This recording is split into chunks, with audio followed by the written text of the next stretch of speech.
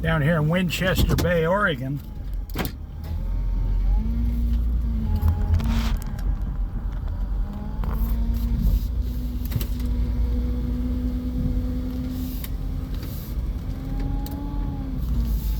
See if we can't go look at all the beautiful sights.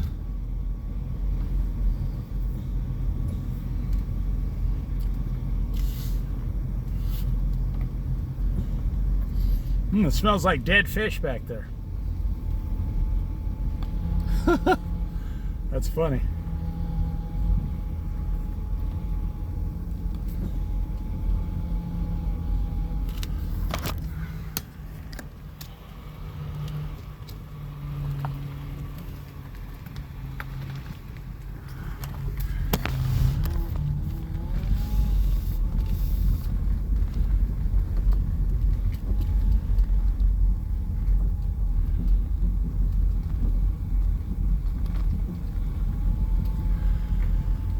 Well, it's fishing season now, but it's slowing down. It was a lot more a couple weeks ago.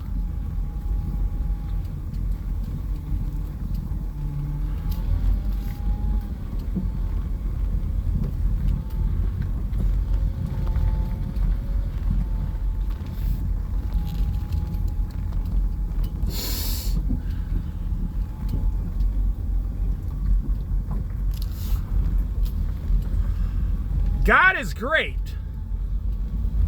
God, Jesus Christ has taught me how to live the simple life.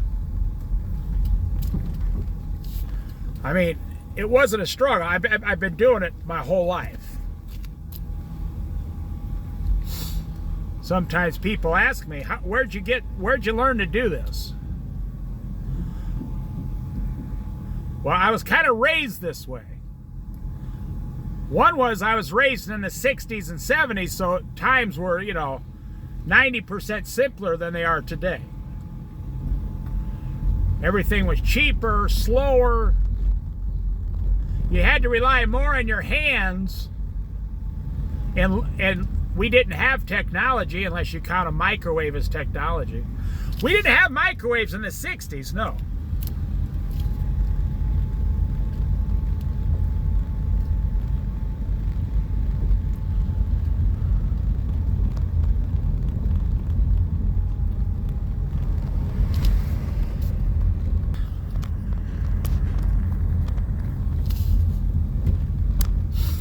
So where did I learn simplicity? Where did I learn simplicity? It's just always been. I grew up in a time where stores were not open on Sundays. Not unless it was like a Kmart or something, but a convenience store, a drugstore, closed every Sunday. Because the owner of that store,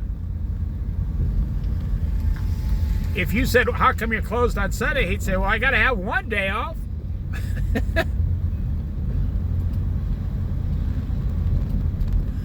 Today, you see these people coming from other countries. They buy, a convenience store, a 7-Eleven, and they literally work in 9-10 days a week.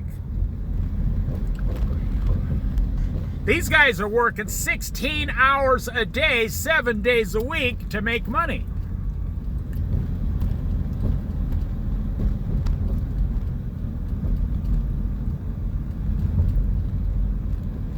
How would you like to work 90 hours a week, to get rich?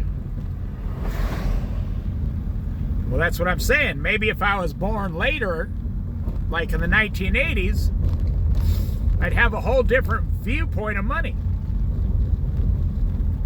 I don't see money as something you live for. I see it as just something you use as a tool.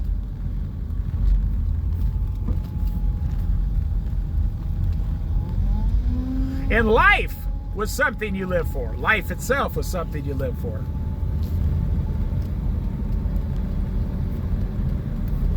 I don't see technology as something you live for. That's why I don't have a problem with it. I use it to better my life, to my advantage, like a hammer or a pair of pliers or a screwdriver. That's how I see the internet. Like a hammer or a saw. Just something to better your life.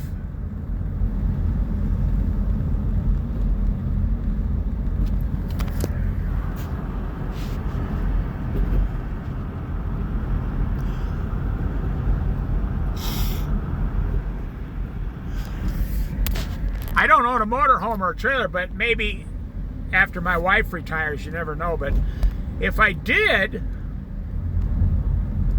I would just get something that's inexpensive, like $15,000.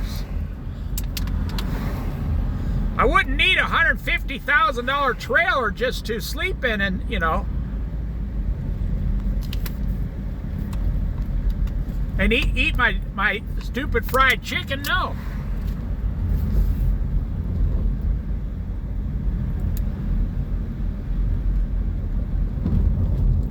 So I came from a generation where that would have been a huge waste of money. Nobody in their right mind would have bought anything like that because it was a huge waste of money.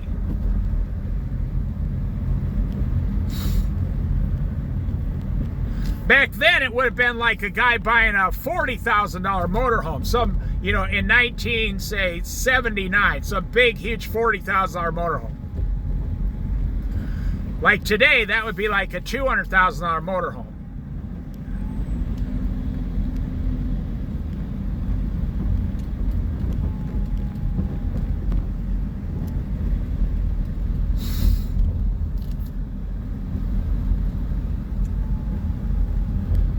I've met people like this. They live 350 days a year on the road. I'm not kidding. And they live in the back of motorhomes, or not motorhomes, but like trailers, or they live in a motel every night, 4 or 5 of them. They literally live 350 days a year on the road, and they usually take off around Christmas to New Year's, and then they go right back out in January for 350 days on the road. And they make about $35 an hour, but they get about 20 hours a week overtime all year. So they get 35 at $40 an hour, plus full benefits and everything. And then they get 20 hours at like $48 an hour overtime.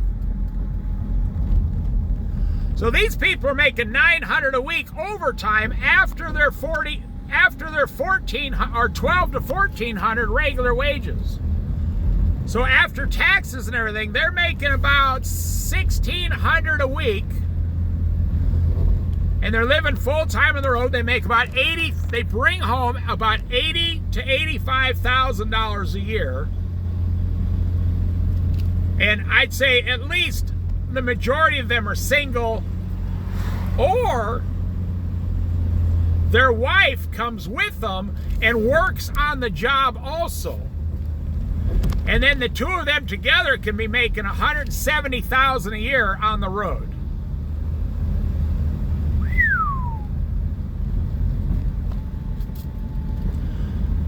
And that's what I'm saying. I would never personally do that because of the way I was raised and my opinion towards money.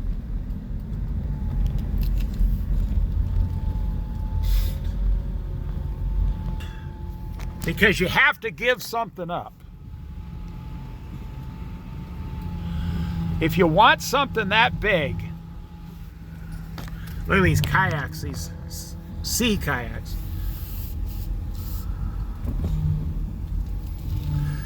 If you want something that big,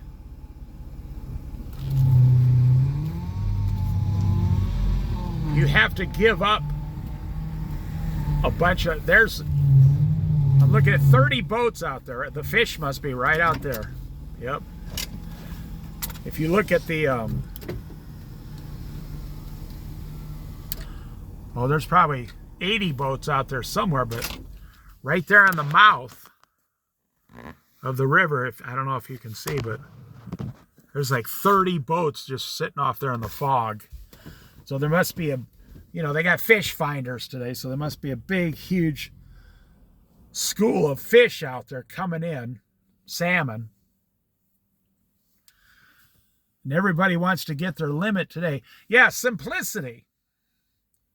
See, I was raised with simplicity. So it was never hard for me to just do that the rest of my life. But most people today, they weren't raised that way.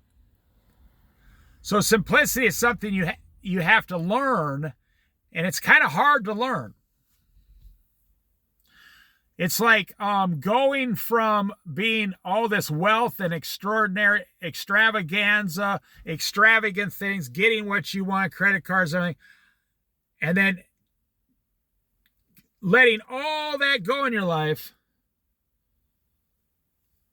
and just living simple, debt-free, don't buy anything, enjoy each day in life, plan ahead, buy everything for 50% off. I'll tell you this story. I knew this lady. Lady was a genius. But she did it. She didn't do it because she thought she was a genius. She did it out of necessity. Her family never knew what was going to be for dinner. It was whatever was on sale at the grocery store. Now, it wasn't junk food. She made everything homemade from scratch. So if one week, noodles were 50% off, she would buy enough for, a month. And then if the next week tomatoes were half off, 50% off, she would literally buy 20 pounds of tomatoes,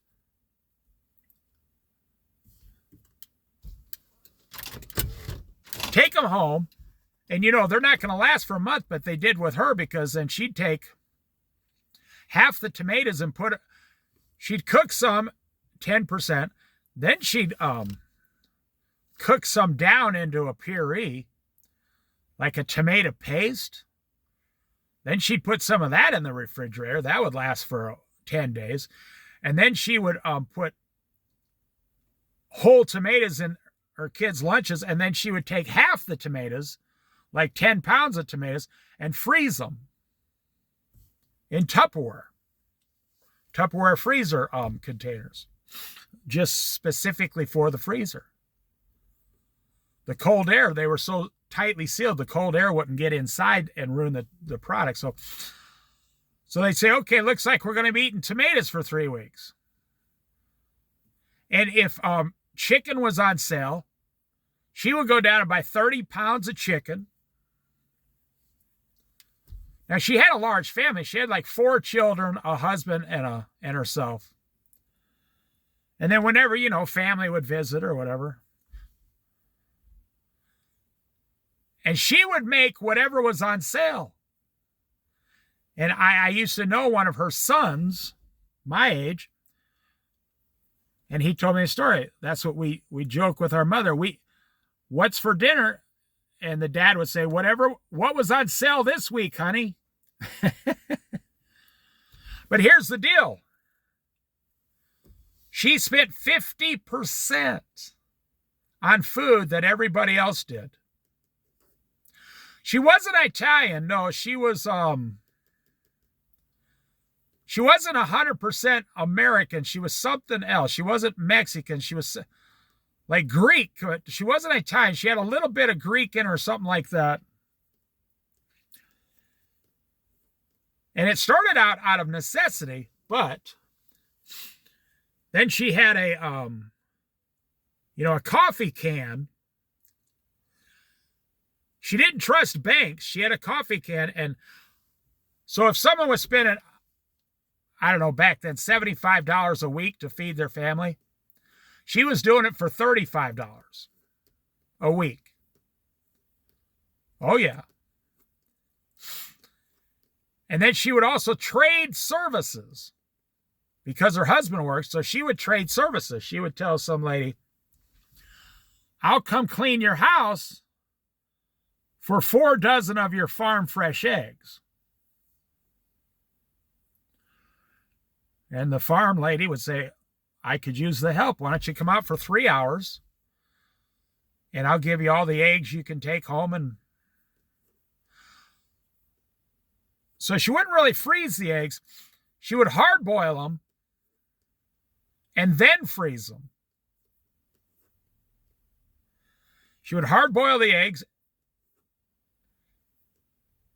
And I think she even left the shells on. She would hard boil them. She wouldn't even crack them. And then she'd put them in the Tupperware container and put them in the freezer. So like today, if you're spending $1,200 a month to feed a family of 6, and you cook every meal at home, you could do it. If this lady was still alive, she'd be doing it for $600 a month to feed a family of 6. You say, no. Well, think how many times you go to the grocery store. Like, she would give every one of her family members 2 bananas every day, whether they liked it or not, because bananas, like 20 cents a pound. But she would go around the corner to the parts where they had the day-old bananas for 10 cents a pound, and she would buy 30 pounds of bananas and go home and start cutting them up and freezing them.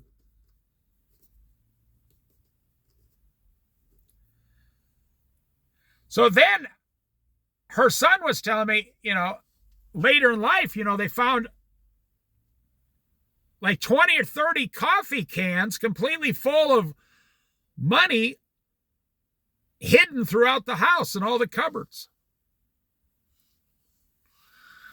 And that was all the money the mother saved on food. And the children were like, wow, there's like tens of thousands of dollars laying around the house here.